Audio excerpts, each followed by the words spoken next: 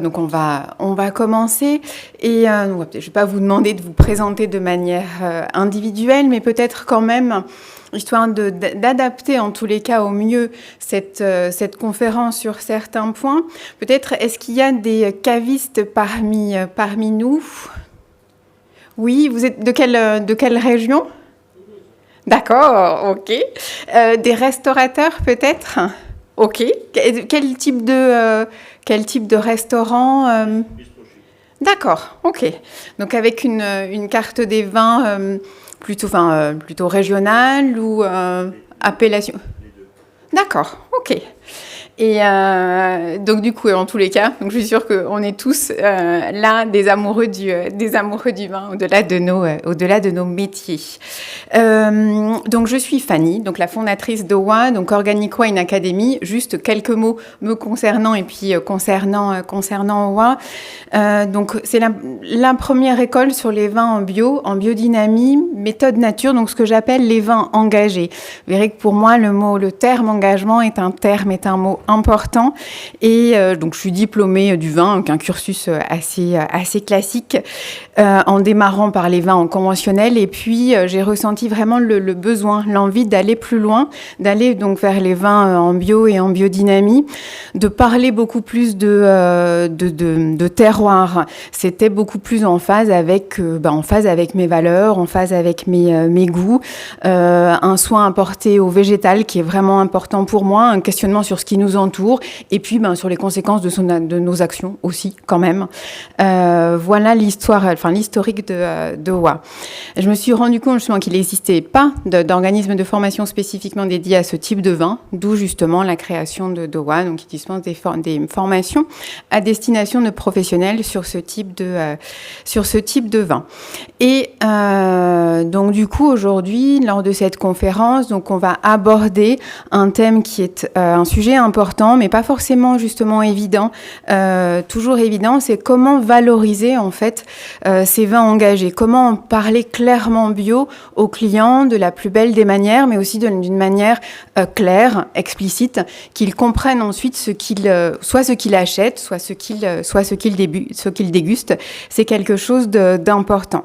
Et pour ce faire, on va aborder donc un certain nombre de points. Le premier étant les freins à l'achat. Pourquoi est-ce que à un moment donné, je suis bloquée dans mon acte d'achat et je ne vais pas forcément vers la bouteille en biodynamie. Qu'est-ce qui se passe en fait? Donc, quels sont les principaux freins? Et bien évidemment, une fois qu'on les a diagnostiqués, le plus important, aller quand même au-delà de ça, c'est-à-dire, ok, j'ai compris pourquoi l'acte d'achat n'était pas si évident que ça, mais qu'est-ce que je fais? Comment je peux faire pour y remédier? Donc, on verra quelques points. Et puis, je pense qu'il est important aussi d'être préparé au mieux aux questions que peuvent nous poser nos clients. Donc du coup, vous allez avoir les questions les plus fréquemment posées. Et puis la dernière partie, donc là on verra un peu en fonction du temps, c'est les mots du vin, et puis qui finit donc par vous verrez une fiche de dégustation quand on veut parler lors d'une dégustation de vin, quels mots employer pour valoriser au mieux ces vins. Donc voilà un peu le programme de cette conférence. Et déjà, donc, comme je vous le disais, les premiers points, donc, quels sont en fait les principaux freins à l'achat? Qu'est-ce qui, à un moment donné, fait que notre client, il se jette pas sur cette bouteille de vin en bio ou en biodynamie? Donc, il va y avoir, mais justement, grâce au dernier sondage qui a été réalisé par Millésime Bio, donc là, le top 1 des freins à l'achat, c'est le manque d'informations sur le produit. 38% effectivement pensent ne l'achètent pas parce qu'il y a un manque d'informations, un manque d'informations ou une confusion, c'est-à-dire qu'ils voient un label, mais ok, en fait je sais pas ce que ça veut dire, je sais pas ce qu'il y a derrière, j'ai besoin de comprendre ce qu'il y a écrit sur l'étiquette pour l'acheter. Donc ça c'est le premier, vraiment le frein numéro 1, je manque d'informations ou je ne comprends pas l'information. l'information que j'ai sur l'étiquette ou quand on m'en parle. Ensuite, et ça j'imagine bien que vous y êtes confrontés, j'y suis aussi confrontée lors des formations qui sont à destination d'ailleurs de professionnels, hein, c'est oui mais il y a quand même une question de prix, ok, c'est cher, c'est plus cher, c'est trop cher, donc il faut probablement expliquer. Donc là, on voit déjà un petit peu un début de réponse. Mais, ok, c'est peut-être plus cher, mais pourquoi est-ce que c'est plus cher? Et à partir du moment où il y a adhésion, il y a effectivement achat. Donc c'est trop cher. Et le deuxième argument. Et puis, alors le troisième, c'est ok. Alors j'aimerais bien en acheter, mais par contre, j'en ai pas. Alors en fonction du lieu où on habite, dans mon Franprix ou dans le Auchan ou le casino à côté de chez moi. Donc, c'est pas si facile que ça d'en trouver. D'abord, je suis pas dans une région viticole où le Biocoop, il est pas tout à fait à côté de chez moi. Donc, le troisième frein, c'est là, c'est pas évident d'en trouver facilement. J'ai pas de magasin à côté de chez moi. Donc, voilà les principaux freins à cet achat. Et donc là, pour compléter en fait cette information et pour être optimiste, alors là, clairement dès le début, c'est que donc là on passe sur un sondage qui a été fait par SoWine l'année dernière. 2/3 donc des acheteurs prennent le temps de regarder ce fameux label. Donc là, notre élément de réponse, c'est effectivement, il va falloir qu'ils comprennent, qu'ils se retrouvent dans cette parfois un peu jungle des labels, il faut l'avouer. Donc parce que 2/3 prennent le temps de regarder. Donc ça, c'est le premier élément. On va donc regarder, identifier les différents labels et puis avoir quelques mots clairs qui permettent d'en parler en un temps assez limité, puisque j'ai pas non plus énormément de temps quand je veux présenter ces vins à mon client. Donc, ce premier élément, les labels que le client prend le temps de regarder.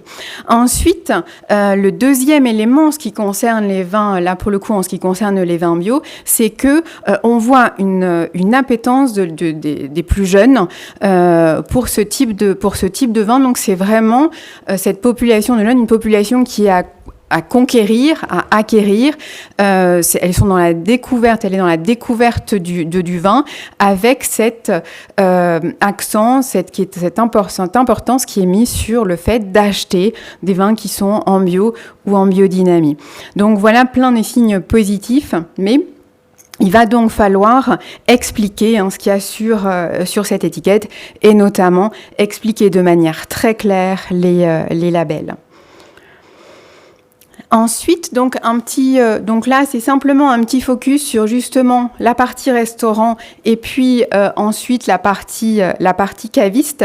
Dernière enquête France Boisson qui est toute récente et là, pareil, qui est une excellente nouvelle. Plus d'un consommateur sur 2 choisit un vin éco-responsable au restaurant. Donc ça, c'est super. Quels sont les éléments? Donc en gros, sur le slide qui est présenté là, qui vous est présenté. Quels sont les principaux, les 3 points importants? Les 3 points importants. Donc, il va y avoir 3 chiffres. 11, 55 et 40. Qu'est-ce qui se passe? Eh bien, du coup, plus donc d'un consommateur sur 2 s'oriente sur le choix d'un vin éco-responsable. C'est 11% de plus qu'il y a 2 ans. Donc effectivement, on voit qu'il y a une vraie appétence pour ce type de vin. Donc 11% de plus, donc 11, notre premier nombre. Ensuite, en ce qui concerne donc les restaurateurs qui ont été interrogés, 55%. On montre qu'ils ont envie en fait de proposer sur leur carte ce type de vin. Donc ça aussi, c'est une super nouvelle. Et alors, par contre, il y a aussi un autre chiffre, 40, c'est que, en fait, seuls 40% des restaurateurs qui ont été interrogés mentionnent sur leur carte, le fait que le vin soit labellisé. Donc, d'ailleurs, par exemple, je ne sais pas est-ce que vous indiquez, par exemple, sur votre carte, quand les vins sont en bio ou en biodynamie ou, c'est pas quelque chose que vous souhaitez, par exemple,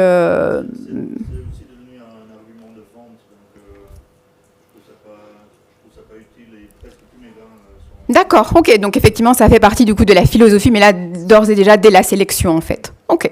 Mais effectivement, donc voilà, ça peut être un élément important et un élément à mettre en valeur, s'il n'y a que quelques vins, à mettre en valeur sur la carte des vins. Donc ça, c'est la première partie qui concerne donc le restaurant.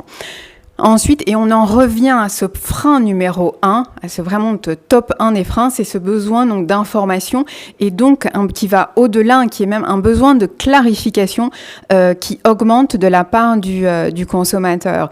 D'après donc de nouveau donc ce baromètre de SoWine, un Français sur deux se déclare un amateur éclairé, donc contre 37% en 2015. Donc on voit des consommateurs qui sont avides d'informations, ont envie vraiment de découvrir de plus en plus le vin et se renseignent même eux par Internet ou autre.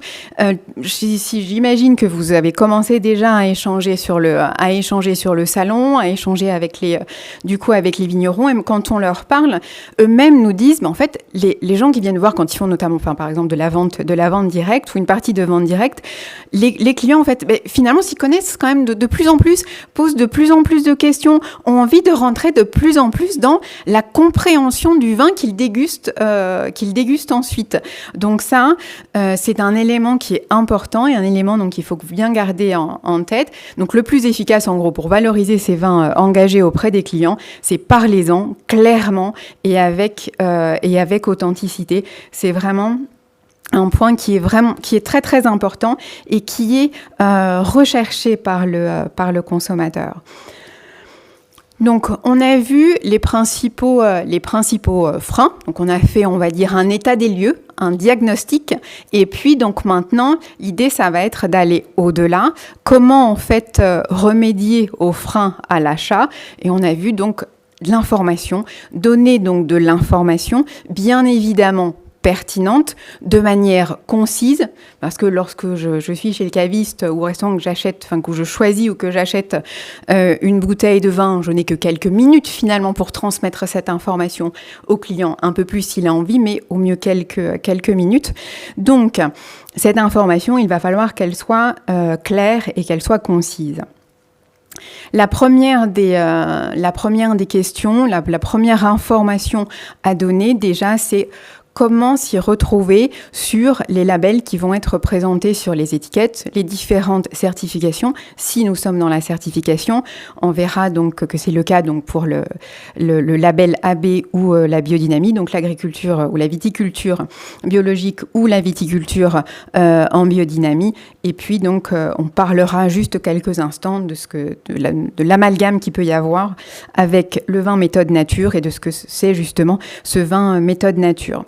Donc en ce qui concerne justement donc le label, donc AB ou le Rofeuille, donc AB c'est le label, donc les deux correspondent à la même chose. On est bien donc en viticulture et vinification bio, une certification qui est européenne, AB étant le terme français, puis le Rofeuille le terme européen, le label européen qui est celui d'ailleurs qui doit figurer sur les étiquettes des bouteilles de vin si le vigneron souhaite indiquer qu'il est certifié. Vous pouvez avoir un certain nombre de fois d'ailleurs ces deux labels accolés puisque la notoriété du AB est plus importante aujourd'hui encore que le Rofeuille. Certes, le Rofeuille, la notoriété monte, mais elle n'a pas atteint encore celui du label AB. AB aujourd'hui, en gros, tout le monde sait que c'est l'agriculture biologique et c'est à quoi ça à peu près à quoi ça correspond. En tout cas pour une partie de la population. Et donc justement, si on rentre un petit peu plus dans le détail, donc quand je suis en agriculture, donc en AB, mon vin en agriculture biologique, je n'ai donc pas de produits chimiques, je n'utilise donc pas de produits chimiques de synthèse dans les vignes, ni dans le vin. Ce sont les deux éléments importants, donc pas de chimie. Et ensuite, je peux utiliser, en tout cas, le vigneron a à sa disposition un certain nombre de produits d'adjuvants qu'il peut utiliser. Par contre, par rapport à la vinification en conventionnel ou la viticulture en conventionnel, ce nombre d'adjuvants est limité dans un cahier des charges. L'élément qui est important quand on parle de bio, de biodynamie et encore plus si on va un petit peu plus loin dans la partie nature, la question que vous avez, j'imagine, très régulièrement, c'est « et le soufre dans tout ça ?» D'accord, le soufre, les sulfites, on verra juste après, on en parlera un petit peu plus dans le détail. Donc, il peut y avoir effectivement du soufre ou des sulfites dans les vins en AB. Par contre, la dose de soufre est réduite dans ces vins par rapport au conventionnel. Et le dernier élément, c'est effectivement, il n'y a pas d'utilisation d'OGM. Donc ça, ce sont les points, on va dire les points les plus importants du cahier des charges, AB. Ensuite, en ce qui concerne justement un point assez important de ce cahier des charges, ou en tous les cas de la viticulture de la partie bio, c'est le SO2. Alors déjà, soufre, SO2, sulfite, on parle bien de la même chose. Il faut savoir qu'à partir de 10 mg par litre dans un vin, il faut que la mention contient des sulfites apparaisse sur l'étiquette. Il peut y avoir, en fait, lors de la vinification, donc lors de l'élaboration du vin, il y a une période qui est importante, qui est même indispensable, puisque c'est grâce à ça qu'on va avoir du vin, qui est donc la fermentation alcoolique. Donc la fermentation alcoolique, ça va être la transformation du sucre en alcool sous l'action de micro-organismes vivants, des petites levures. Et en fait, ces levures, elles produisent, lors de la fermentation alcoolique, elles peuvent produire du CO2, d'accord ? Donc du SO2, pardon. Donc il y a effectivement du SO2 qui est produit naturellement lors de la vinification. Et puis, donc, en fonction de l'espèce, de la souche de levure, ce SO2 peut être plus ou moins important. Et puis, bien évidemment, on peut en ajouter au niveau lors de la vinification, à dose, bien évidemment, limitée en AB. Pourquoi est-ce que on l'utilise ? Donc, pourquoi est-ce qu'on l'utilise ? En fait, il a deux efficacités qui sont clairement redoutables. En gros, et aujourd'hui, on n'a pas en fait de produit qui soit aussi efficace et qui combine ces deux actions.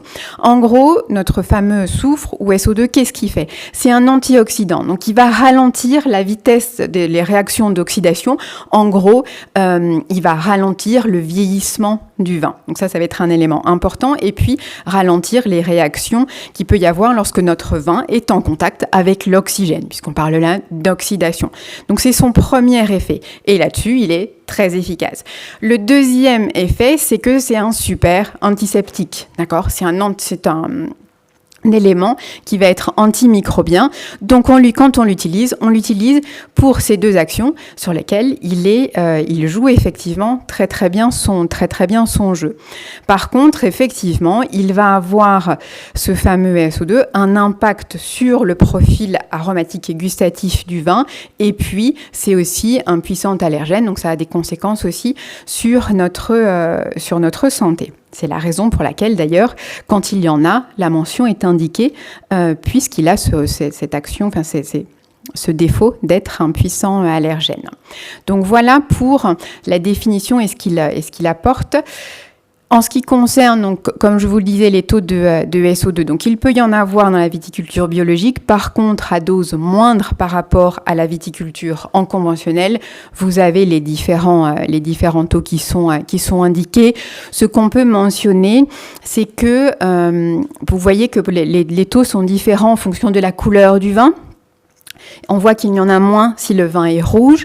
Les vins rouges, en fait, ont moins besoin de cette action de protection du soufre parce qu'ils ont des antioxydants naturels qui vont provenir de la pellicule des raisins.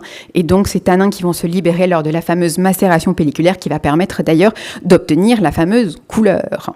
Donc, c'est pour ça que la dose est moins importante dans les vins conventionnels. Et c'est d'ailleurs pour ça, je fais juste une petite aparté, que vous avez parfois un peu plus de vin dit sans SO2 ajouté rouge, que vous avez beaucoup plus de vin sans SO2 ajouté en rouge qu'en blanc, parce que quand même les rouges ont cette protection, on va dire naturelle, grâce au tanin. Donc voilà pour ce premier label, donc AB ou l'Eurofeuille. Okay. Ensuite, on a donc la biodynamie. Alors en gros, qu'est-ce que c'est que la biodynamie ? La biodynamie, ça va être aller au-delà du bio, puisque de toute façon, à la base, le vin doit être certifié bio.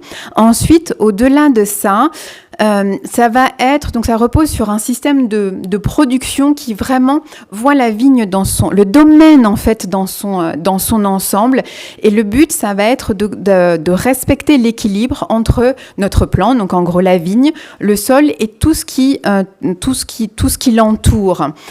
Donc par exemple, en biodynamie, la biodiversité va être un élément très très important.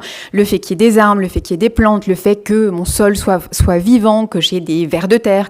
Donc ces notions-là vont être très très importantes en biodynamie.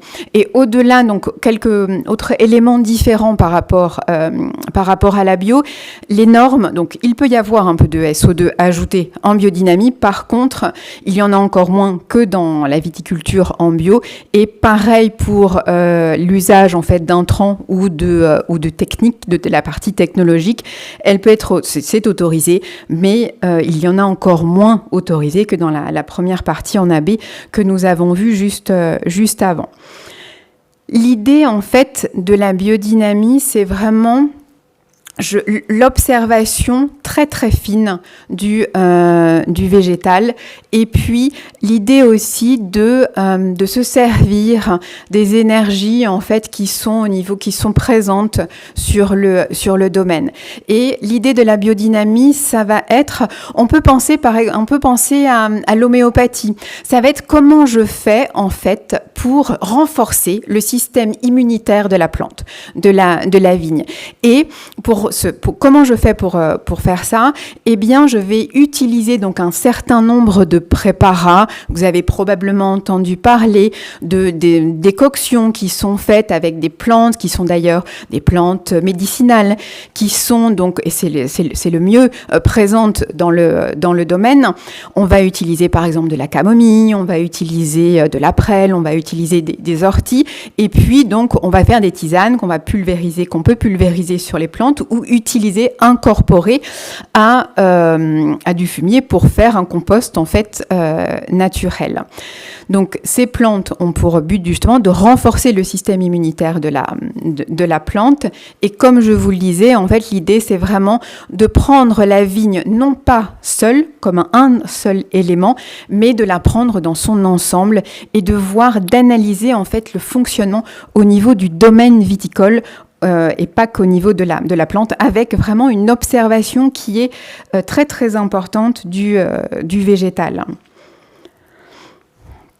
Donc ça, c'est notre deuxième. Donc Déméter ou Biodivin sont donc les deux labels que vous pourrez avoir quand vous avez un vin qui est en biodynamie. Il y a quelques différences entre les deux, mais les deux correspondent à de la biodynamie. Dans les deux, vous avez l'application en fait de ces préparats.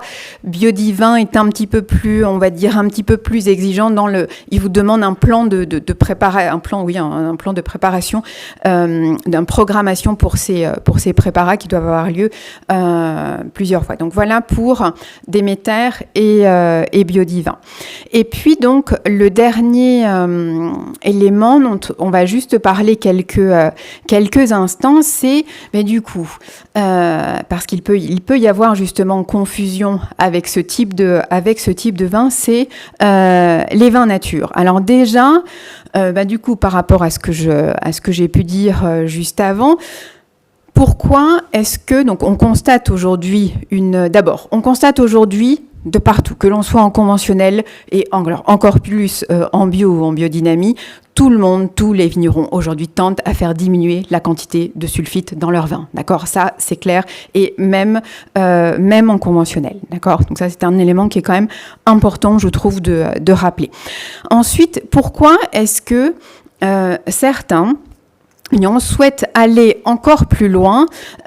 Pourquoi sans sulfite? En fait, qu'est-ce que justement ces sulfites vont avoir comme conséquence en ce qui concerne justement le vin? Est-ce que, donc je vous disais tout à l'heure, le premier élément, donc ça peut avoir un impact sur la santé, d'accord, puisqu'on a vu, c'est un puissant allergène, donc du coup première conséquence sur la santé, et ensuite deuxième conséquence sur le profil aromatique des vins. Vous pouvez voir en fonction de la dose de sulfite, quand on fait parfois des dégustations comparatives d'un vin bio par exemple, et le même vin bio sans sulfite ajouté ajouté, eh bien, à la dégustation, vous constatez des différences. Le profil aromatique n'est pas tout à fait le même. La perception, les sensations que ce vin vous procure en bouche ne sont pas tout à fait les mêmes. C'est pour ça que certains vignerons tentent à s'orienter, veulent diminuer la quantité, voire même, dans certains cas, aller jusqu'à ne pas en ajouter. Donc ça, c'est le premier élément. Pourquoi sans? Mais par contre, est-ce que ça va se faire sans risque? Non. La réponse est clairement non. Et quels sont les risques, justement, à en fait diminuer ou ne pas du tout mettre de sulfite? On l'a vu, c'est que ce SO2, il avait deux actions.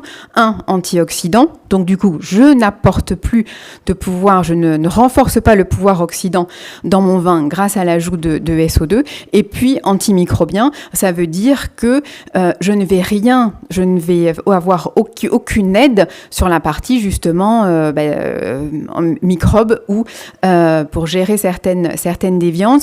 Donc ça veut dire dans ces cas-là, et d'ailleurs comment je fais pour réduire, ne serait-ce que déjà réduire les doses de SO2, c'est que mon raisin, il faut qu'il soit sain. Donc le caractère sain de la vendange est un élément qui est très très important. Je dois faire donc le tri, par exemple, de la vendange peut être un élément nécessaire. Ensuite, eh bien, quand je vais arriver au chai, je dois avoir une hygiène irréprochable au niveau de mon chai, et ainsi de suite pendant l'élaboration de mon vin. Du coup, ça, c'est pour la partie antimicrobien. Pour la partie protection en fait de l'oxydation, j'ai du coup, comme je ne rajoute pas de SO2 ou que j'en rajoute moins, j'ai probablement intérêt à faire très très attention où pendant les moments où mon vin va être en contact avec l'oxygène. Donc par exemple quand je change de cuve, par exemple quand je passe mon vin dans des tuyaux, à chaque fois qu'il est en contact avec l'oxygène. Donc je vais devoir repenser la manière dont j'élabore mon vin, le process, pour essayer de limiter tous les temps de contact avec l'oxygène. Je vais donc ça, va être des éléments qui vont être importants. Et puis donc justement par rapport à comme il y a quand même, on constate cet engouement ou cette importance en tous les cas dans la réduction du SO2 et donc un engouement aussi pour ce type de vin, une nouvelle charte puisque vin nature, vin naturel, il n'y a pas de définition légale et d'ailleurs ce terme ne doit pas être indiqué sur les étiquettes des bouteilles de vin. Il y a donc un label qui est apparu l'année dernière, donc une nouvelle charte plutôt, donc le vin méthode nature. Donc aujourd'hui on le voit encore très très peu. On va voir ce que ça va donner. Donc, si vous avez donc ce label 20 méthodes nature, alors ce label cette charte a été reconnue par la DGCCRF. Donc, il faut que le raisin déjà soit issu d'une agriculture biologique, ce qui semble quand même la base pour un vin qui est dit nature ou naturel, mais qui n'est pas forcément le cas. Donc nos raisins, ils sont bien issus ce sont bien des raisins bio. Les vendanges sont manuelles. Il n'y a pas d'ajout, il ne peut pas y avoir d'ajout de levure. Donc ces fameux micro-organismes vivants qui vont permettre la fermentation alcoolique, donc la transformation du sucre en raisin. Avec cette charte, donc 20 méthodes nature, je ne peux pas ajouter d'intrants. Je ne peux utiliser aucune technique brutale et je ne peux pas ajouter de SO2. Vous avez par contre, petit quand même bémol, vous avez un autre logo, 20 méthodes nature, et en dessous, au lieu d'avoir sans sulfite ajouté, vous avez un SO2 inférieur à 30 mg par litre. Ça veut donc dire que votre vin contient un peu de SO2, que bien évidemment, le taux est inférieur à 30 mg la quantité est inférieure à 30 mg par litre, parce que le vigneron a quand même souhaité en mettre un petit peu au moment de la mise en bouteille pour préserver son vin, pour avoir quand même l'action antioxydante du soufre. Donc ça, ça correspond donc à cette nouvelle charte, les principaux en fait éléments de cette nouvelle charte, donc 20 méthodes nature. Donc ça, c'était comment justement je peux déjà permettre aux clients ou aux consommateurs de s'y retrouver dans ces différents labels. Donc on a vu AB et Eurofeuille, au-delà donc du bio, la biodynamie, et puis donc avec Déméter et Biodivin, et puis donc ce fameux, donc cette dernière charte, 20 méthodes nature. Ensuite, et là donc vous allez me dire, peut-être avez-vous déjà eu ce type de questions, et j'imagine donc quelles sont en fait les questions les plus fréquentes que l'on a pu répertorier. Donc déjà, donc on voit, rien qu'avec les questions, on voit qu'il y a de nombreuses confusions entre les différents labels, d'accord ? Ok, donc les deux premières questions sont les plus fréquentes. Donc un vin bio, il est sans soufre. Il y a confusion entre vin bio et soufre. Alors, le vin bio, non, il n'est pas, forcément sans soufre. Par contre, ce qui est clair, c'est qu'il y en a moins, d'accord ? Il y en a beaucoup moins qu'en conventionnel, mais effectivement, il n'est pas forcément sans soufre. C'est un vin bio, donc c'est un vin nature. Ou alors, c'est un vin nature, donc c'est un vin bio. Non. Alors, il est peut-être nature et bio et nature, mais pas forcément, effectivement. Donc, on a vu, donc il n'y a pas de définition légale au terme vin nature. La philosophie, en fait, qui sous-tend quand même l'élaboration de ce type de vin, c'est qu'on ne rajoute rien, d'accord ? Qu'au minima, on parle de raisin bio, mais rien ne l'y oblige. Donc, du coup, voilà pour le vin nature. Par contre, effectivement, le vin bio, on a vu, ça respecte un cahier des charges. Il y a une certification qui peut être liée derrière avec les différents critères qu'on a vus un petit peu plus tôt. Ensuite, en ce qui concerne la biodynamie, vous avez peut-être eu certaines questions parce qu'on vous dit, ah oui, alors la biodynamie, il y a quand même une notion d'abord, sont un peu bizarres, non, c'est un peu ésotérique tout ça, hein, quand même. Ils nous parlent, alors ils enterrent des cornes de vache, il y a des pulvérisations. C'est pas un peu marketing tout ça. Donc j'imagine que vous avez probablement déjà eu ce type de questions. Et là on dit attends, la biodynamie déjà, 1, on est en bio. 2, on va même au-delà. Effectivement, il y a utilisation de préparats. On va effectivement respecter dans un certain nombre de cas un calendrier qui est basé sur certains cycles, les cycles de la Lune ou la position des planètes entre elles. Après, il y a une question aussi d'intention au niveau de la biodynamie, dans ce qu'on met, dans ce qu'on fait, dans ce à quoi on croit, c'est clair. Mais donc ça va bien au-delà, donc effectivement de bien au-delà de cet aspect marketing. D'ailleurs, pour tout le travail que ça engendre, le limiter à ça serait bien dommage. Et du coup, autre question qui peuvent être posées, quelles sont en fait les différences entre biodynamie et sans sulfite ? Donc voilà, ce qui a été exposé du coup quand on a vu les différents labels, donc AB Eurofeuille, Déméter Biodivin et puis peut-être celui 20 méthode nature. C'est quoi les sulfites ? C'est quoi les sulfites ? Voilà, on y a, je vous dis, aiguillé un petit peu tout à l'heure. Donc effectivement, c'est quand même très très efficace sur l'oxydation, c'est très très efficace sur les microbes. Ça peut éviter un certain caractère déviant dans les vins que l'on peut hélas rencontrer de temps à autre, quand justement il aurait probablement fallu quand même qu'il y ait un petit peu de sulfite pour les protéger. Mais voilà le rôle de ces sulfites. Il y a aussi, alors sans rentrer dans le détail, mais donc vous pouvez avoir l'Eurofeuille, on en a parlé, puisque c'est l'équivalent européen de l'AB. Déméter et Biodivin, on l'a vu, c'est la certification pour la biodynamie. Ensuite, vous avez sur un certain nombre sur quelques vins, vous pouvez avoir la mention végane, d'accord ? Alors en ce qui concerne le vin, quand vous avez en fait la mention végane pour pour faire court, mais là, en gros, à un moment donné, dans l'élaboration du vin, il peut y avoir utilisation notamment d'albumine, enfin de blanc d'œuf. Donc du coup, au moment de l'étape avant la mise en bouteille, au moment de la clarification, au moment de la filtration.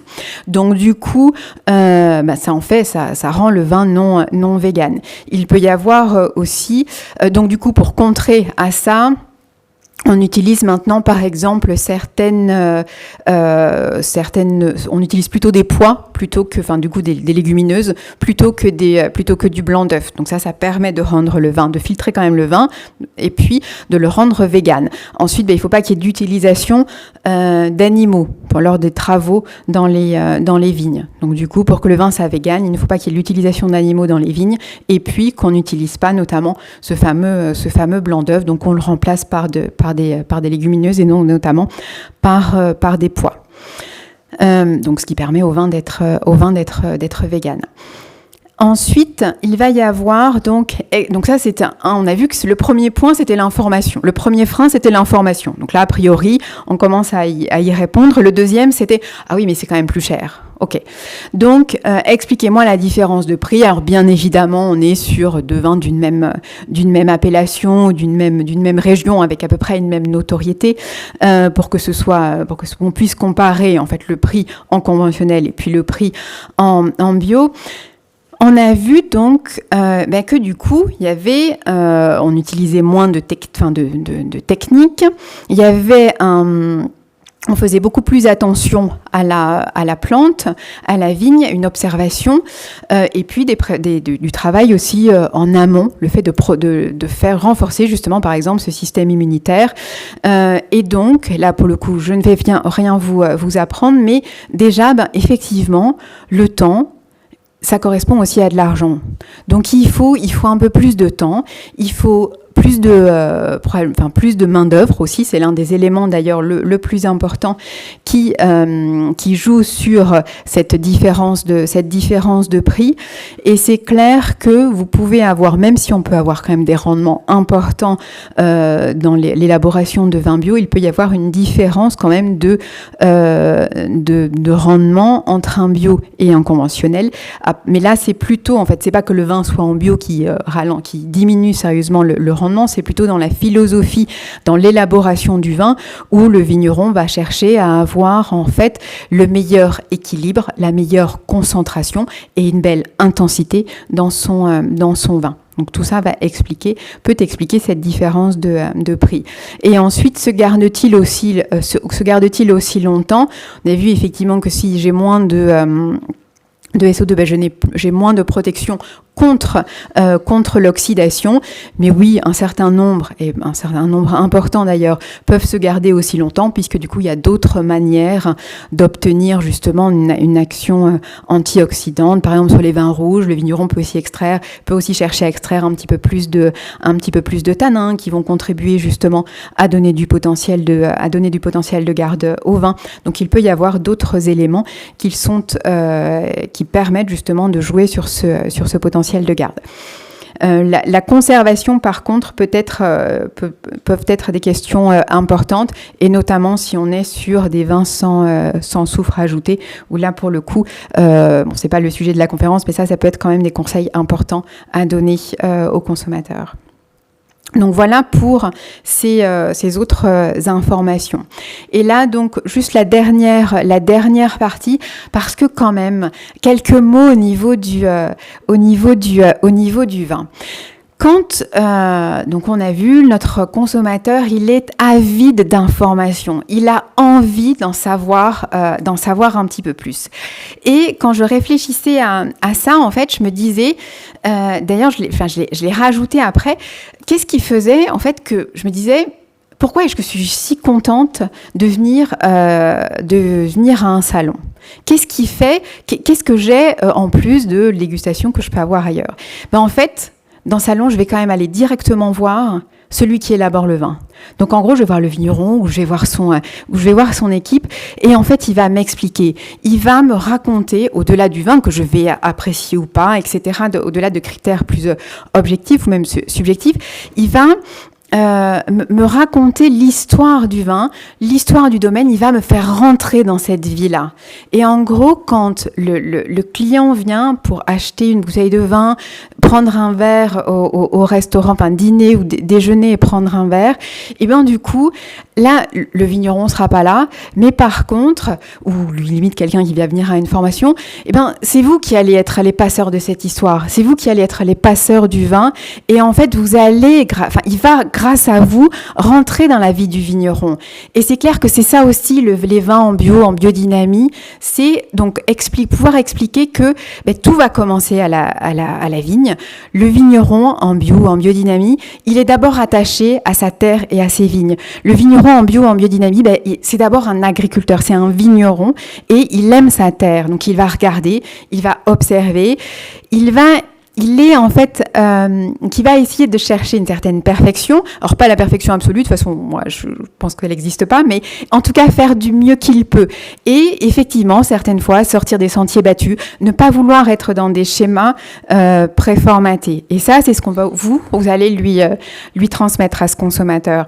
Et puis, au-delà de ça, il y a effectivement cette dimension environnementale, bien évidemment. Donc on a vu la partie santé pour le SO2 et la partie environnementale.